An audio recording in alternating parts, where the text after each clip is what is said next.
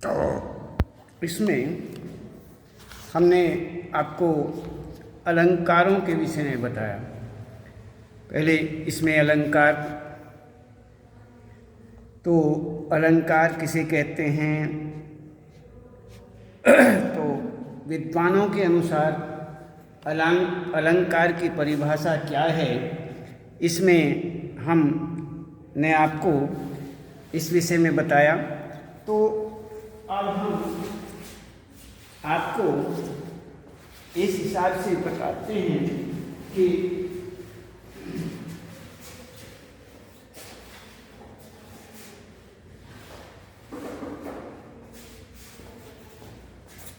कि आपको अब अलंकार के विषय में बताते हैं कि अलंकारों के भेदों के विषय में आपको हमने कल बताया था कि अलंकारों के जो भेद हैं वो दो होते हैं।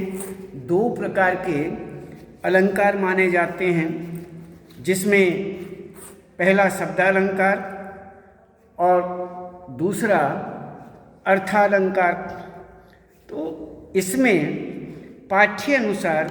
पाठ्यक्रमानुसार यदि हम देखें तो आपके पाठ्यक्रम में यहाँ पर शब्दालंकार और अर्थालंकार किस प्रकार से हैं, कितने कितने हैं, इस विषय में हमने आपको बताया कि जैसे शब्दालंकार जो हैं अनुप्रास, यमक, श्लेष, अर्थालंकार उपमा, रूपक, उत्प्रेक्षा, अतिशयोक्ति, मानवीकरण, ये आपको हमने बताया था। तो इस प्रकार से शब्दालंकार के अंतर्गत हमने आपको बताया शब्दालंकार।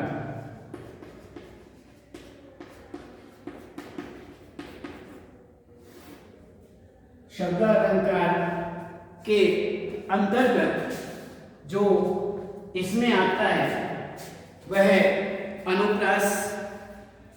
अनुप्रास और यमक और श्लेष, तीन आते हैं। हमने अनुप्रास के विषय में आपको बताना शुरू किया कि अनुप्रास किसे कहते हैं। अनुप्रास के अंतर्गत आचार्य जो हैं अलग अलग भाषाएं करते हैं, परिभाषाएं करते हैं। तो इसमें शब्द की रचना, जैसे आचार्यों ने शब्द की रचना करने वाले वर्णों के प्रयोग से, उनके जो वर्ण हैं उनके प्रयोग से उत्पन्न सौंदर्य या चमत्कार को लिया है। तो इसी प्रकार से किसी कविता में समान वर्णों की यदि आवृत्ति होती है या समान वर्ण बार बार आते हैं तो वहाँ अनुप्रास अलंकार होता है। तो वर्णों की आवृत्ति शब्दों के आरंभिक वर्णों के रूप में हो।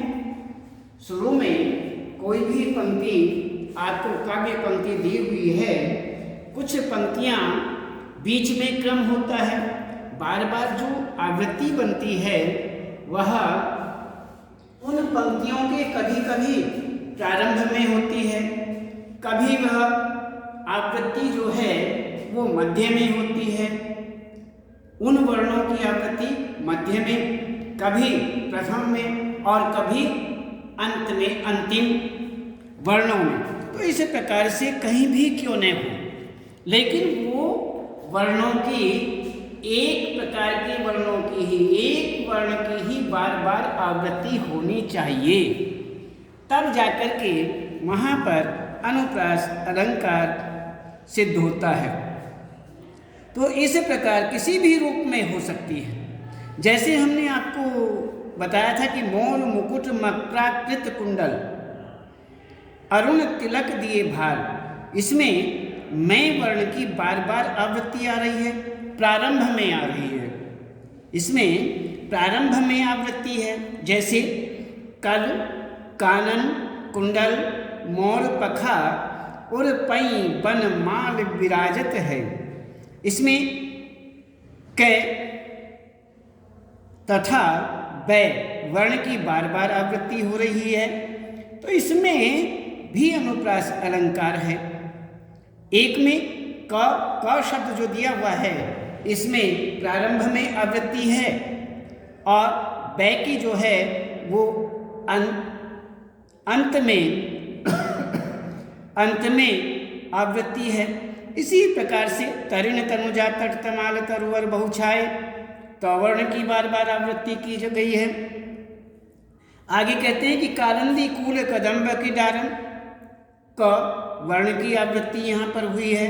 रघुपति राघव राजा राम र वर्ण की आवृत्ति हुई है। सुरभित सुंदर सुखद सुमन तुझ पर खिलते हैं सवर्ण की यहाँ बार बार आवृत्ति हुई है। तो सठ सुधरहि सतसंगति पाई स वर्ण की यहाँ पर आवृत्ति मानी जाती है। मुदित महीपति मंदिर आए सेवक सचिव सुमंत बुलाए म तथा स वर्ण की यहाँ पर आवृत्ति है। प्रभु मुद्रिका मेल मुख माही मैं वर्ण की आवृत्ति है। तो इस प्रकार से वह प्रारंभ में हो, वर्णों की एक ही वर्ण की आवृत्ति बार बार आवृत्ति जो है वह प्रारंभ में हो या मध्य में हो या अंत में हो, लेकिन एक ही वर्ण की बार बार आवृत्ति होनी चाहिए। वहाँ पर अनुप्रास अलंकार सिद्ध होता है। तो ये हुआ हमारा प्रारंभ वाला।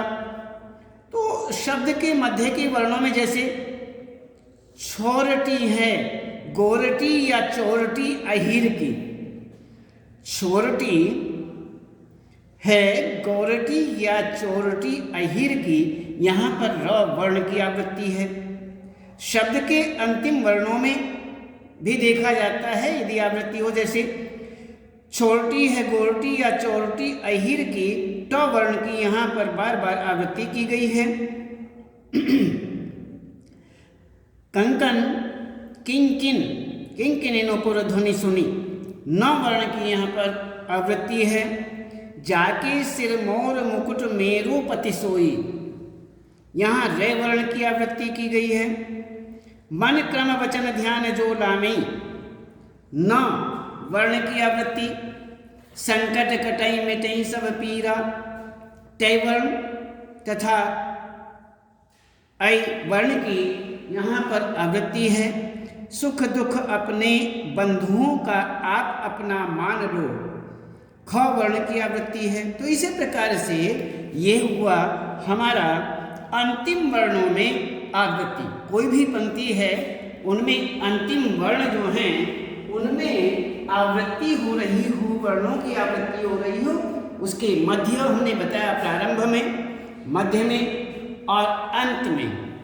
तो तीन श्रेणियों के अंतर्गत यदि एक ही वर्ण की बार बार आवृत्ति की गई है तो वहाँ अनुप्रास अलंकार होता है। अन्य कभी कभी क्या होता है, मिश्रित वर्णों की आवृत्ति आदि मध्य और अंत कहीं भी हो सकती है, मिली जुली आवृत्ति होती है। वर्णों की आवृत्ति जो है वो आदि में हो सकती है, अर्थात शुरू में हो सकती है, मध्य में हो सकती है, अंत में हो सकती है, कहीं भी हो सकती है। आप ये नहीं सोचें कि एक ही वर्ण की आवृत्ति प्रथम में ही होगी तभी अनुप्रास होगा, या मध्य में होगी तभी अनुप्रास होगा, या अंत में होगी तभी अनुप्रास होगा। नहीं, वह कभी कभी क्या होता है, एक ही वर्ण की जो आवृत्ति है कभी वह एक उसी ही एक वर्ण की आवृत्ति जो है प्रथम में भी आ जाती है, मध्य में भी और अंत में भी। तो वह भी अनुप्रास अलंकार की आवृत्ति ही मानी जाती है, उन्हीं शब्दों के अंतर्गत आते हैं और वहाँ भी अनुप्रास अलंकार ही होता है। तो इस प्रकार जैसे चाहे जहाँ जाकर रहे जीवित न तू रह पाएगा। आगे कहते हैं जग में सचर अचर जितने हैं सारे कर्म निरत हैं, रवि जग में शोभा सरसता सोम सुधा बरसाता। आगे कहते हैं जिस पर गिरकर उदर दरी से तुमने जन्म लिया है, समदर्शी है नाम तुम्हारऊ सोई पार करऊं। जाकी कृपा पंगु गिर लंघई अंधे कौ सब कछु दर्शाई। तो इसी प्रकार से यहाँ पर इन सभी पंक्तियों के अंतर्गत अनुप्रास अलंकार की छटा है। यहाँ पर अनुप्रास अलंकार है। अब हम देखते हैं यहाँ पर शब्द अलंकार के अंतर्गत इसमें हम सबसे पहले यह देखते हैं कि यहाँ अब अनुप्रास हमने आपको बताया, अनुप्रास के बाद हम आपको बताते हैं यमक अलंकार। यमक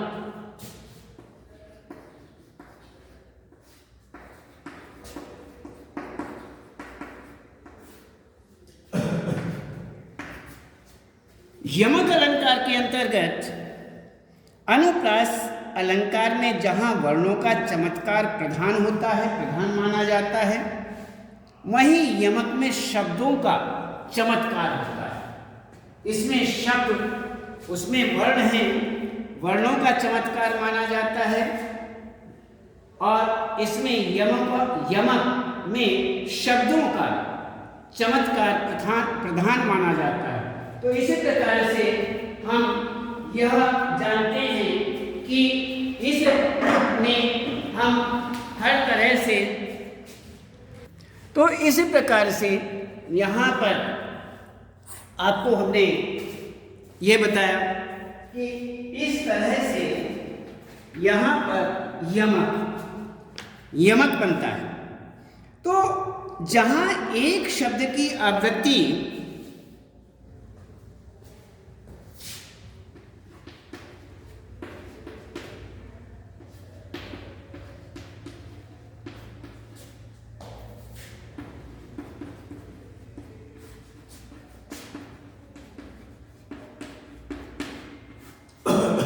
जहाँ एक शब्द की आवृत्ति एक से अधिक बार होती है,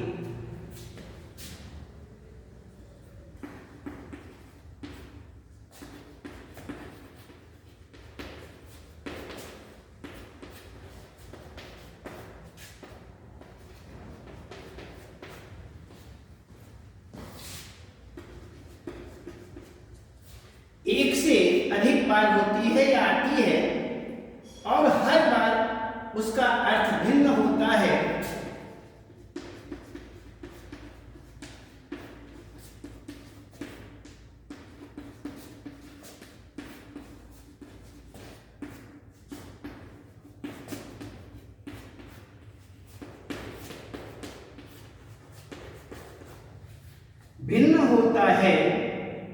वहां यमक अलंकार होता है।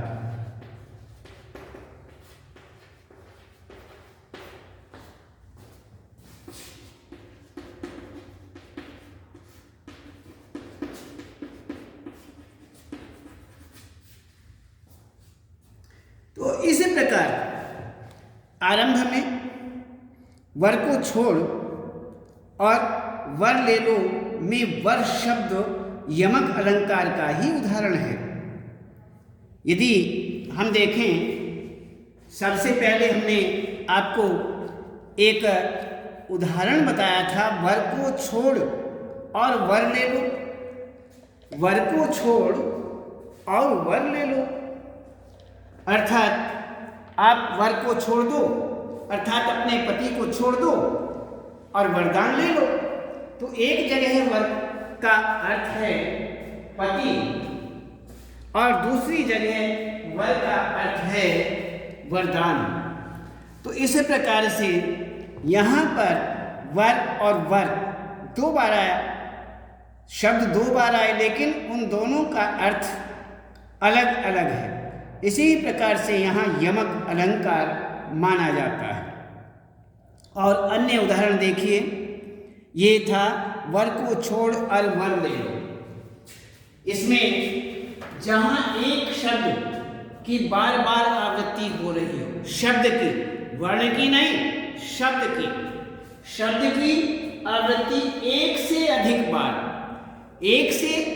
बार आवृत्ति हो रही हो और हर बार उसका अर्थ भिन्न होता हो, अलग अलग अर्थ में वो प्रयुक्त किया गया हो, तो वहां यमक अलंकार होता है। जैसे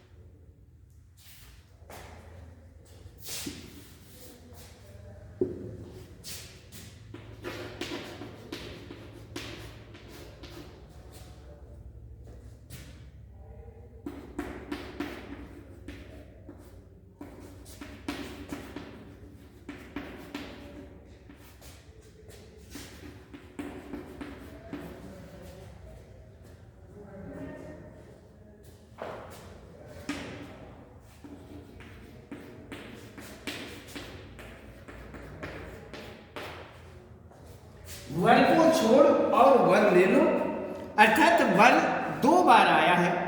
जैसे वर को छोड़ दीजिए, वर मीन्स पति, पति को छोड़ करके आप वर ले लो अर्थात वरदान ले लो।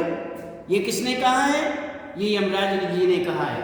तो यमराज जो हैं सावित्री को कहते हैं कि हे सावित्री, तुम ऐसा करो, वर छोड़ दो, अपने पति को छोड़ दो और वर ले लो, वरदान ले लो। तो यहाँ पर हम देखते हैं एक ही शब्द हमारे सामने दो बार आया, दो बार एक ही शब्द है, लेकिन दोनों बार उसका अर्थ जो है वह अलग अलग है। इसलिए यहाँ यमक अलंकार का प्रयोग किया गया है, यहाँ पर यमक अलंकार है। आगे कुछ और अन्य उदाहरण देखते हैं। जैसे बाबू को कर नित दूर दूर, हर बरस दिन आता है।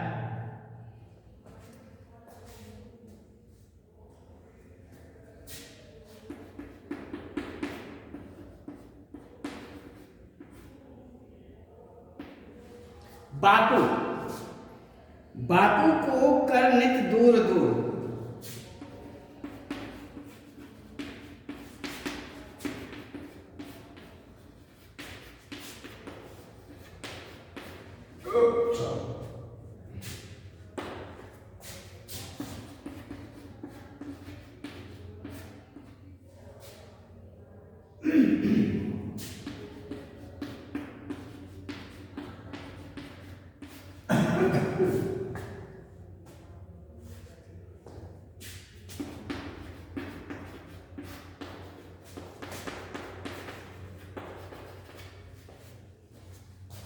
इसमें देखिए ये हुआ हर बरस दिन आता है। बरस शब्द का अर्थ है वर्ष, साल, वर्ष, तथा दूसरे बरस शब्द का अर्थ है मृत्यु, तथा बरस दिन का अर्थ है मृत्यु दिवस। अतः यहाँ यमक अलंकार माना जाता है। तो अलग अलग दोनों जगह बरस शब्द का ही प्रयोग किया गया है। हमने अनुप्रास में आपको वर्णों की आवृत्ति बताई थी। वर्णों की आवृत्ति, एक ही वर्ण की बार बार जहां आवृत्ति होती हो, वह प्रारंभ में होती हो, मध्य में होती हो या अंत में होती हो, लेकिन या फिर एक ही पंक्ति के अंदर वह एक ही वर्ण की आवृत्ति प्रथम न होकर, मध्य न होकर या अंत में न होकर, यदि वह अलग अलग भी होती है, एक आवृत्ति एक ही वर्ण की आवृत्ति प्रथम में भी है, मध्य में भी है और अंत में भी है, तो भी अनुप्रास अलंकार ही माना जाता है। तो इसी प्रकार यहाँ क्या अंतर है? केवल वर्ण और शब्द का। अनुप्रास में वर्णों की आवृत्ति होती है, एक ही वर्ण की बार बार आवृत्ति। लेकिन यहाँ पर यमक में शब्द की आवृत्ति होती है। एक ही शब्द की एक से अधिक बार यदि प्रयोग किया जाए तो वहाँ पर, लेकिन उसमें शर्त और भी है। उन दोनों शब्दों का या एक से अधिक शब्द जितने भी आते हैं उनका अर्थ अलग अलग होना चाहिए, एक अर्थ नहीं। सब शब्दों का अलग अलग अर्थ हो तो वहाँ पर यमक अलंकार माना जाता है। तो ये आपको बताया कि बापू को कर नित्य दूर दूर, हर बरस दिन आता है। तो यहाँ पर जो दिया गया है, प्रथम का जो बरस है उस शब्द का अर्थ वर्ष अर्थात साल जिसे हम कहते हैं, और दूसरे बरस शब्द का जो अर्थ है वो मृत्यु तथा बरस दिन का अर्थ है मृत्यु दिवस। अतः यहाँ यमक अलंकार हुआ। अब हम और बहुत तेरे उदाहरण हैं। माला फेरत जुग भया, गयान मन का फेर, कर का मन का डारी के, मन का फेर।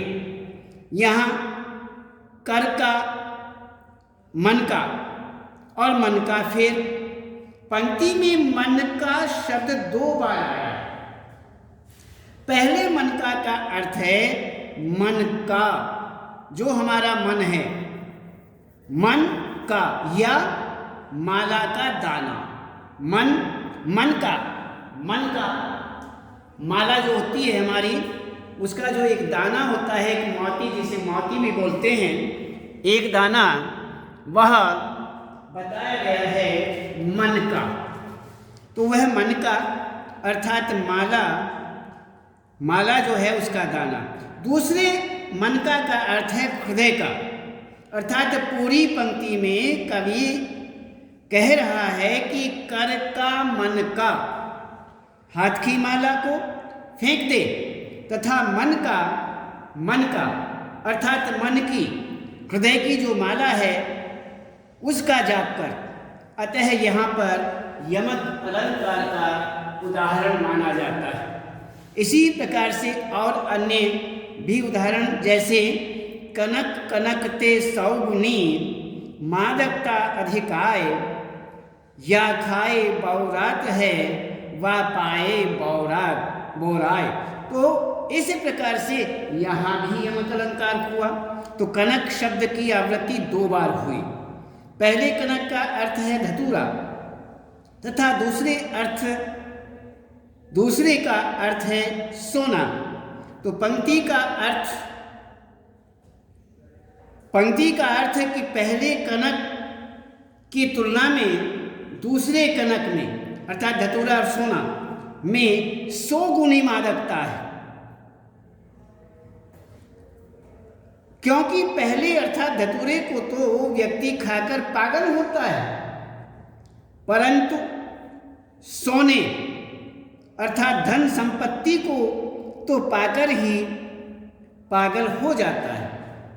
तो इसी प्रकार यहाँ पर ये भी यमक का उदाहरण हुआ। 3 बेर खाती थी वह 3 बेर खाती है।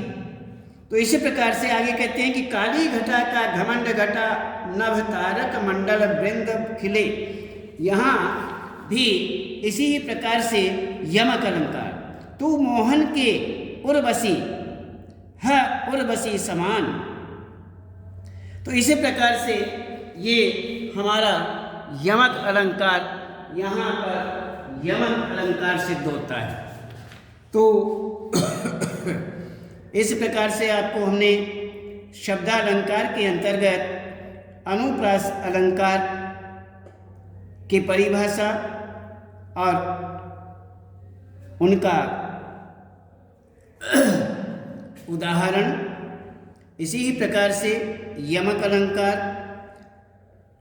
अलंकार परिभाषा और उनके अन्य कुछ उदाहरण अब हमारे सामने एक श्लेष अलंकार।